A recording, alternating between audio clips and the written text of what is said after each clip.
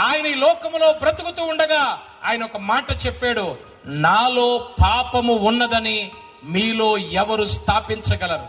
Can anyone prove that there is sin in my life? నా జీవితంలో పాపం ఉన్నదని ఎవరు స్థాపన చేయగలరు? No one. ఎవరూ చేయలేకపోయారు. నా ప్రియ సహోదరి, ఆయన లోకములోనికి ఎందుకు వచ్చాడు తెలుసా? నా పాపములు ఎలాంటి భయంకరమైనవో వాటి నుంచి విడిపించడానికి వచ్చి ఉన్నాడు. ఏ బలహీనతతోనే ఉన్నావో ఈ రాత్రి ఎక్కడికి వెళ్ళినా విడుదల పొందలేవు కుమారుడా, కుమార్తె. ప్రభు దగ్గరకు వస్తేనే నువ్వు విడుదల పొందుకుంటావు.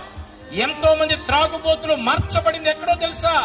మరి ఎక్కడో కాదు, ఇంకెక్కడో కాదు, యేసు క్రీస్తు ప్రభువు దగ్గరికి వచ్చినప్పుడు వారి పాపములు ఒప్పుకున్న వాళ్ళు ఉన్నారు. వ్యభిచారాన్ని విడిచిపెట్టిన వాళ్ళు ఉన్నారు. ఎంత కొట్టినా దొంగ తన అబద్ధాన్ని, తన నేర చరిత్రను ఒప్పుకోడు. కానీ ఒక వాక్యం వింటుండగా దూరాన్ని ఎక్కడు నిలవబడి కళ్ళు మూసుకుని మోకాళ్ళు వేసి, యేసు క్రీస్తు ప్రభువా, నేను భయంకరమైన దొంగను అని ఒప్పుకున్న వాళ్ళు ఎంతో మంది ఉన్నారు.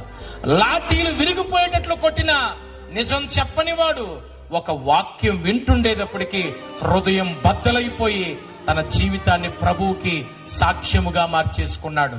ఇది ఎక్కడ జరుగుతుందంటే పాపము నుండి విడిపించగలిగిన యేసు క్రీస్తు చెంతను మాత్రమే. దేవునికి స్తోత్రం చెప్పుకుందాం.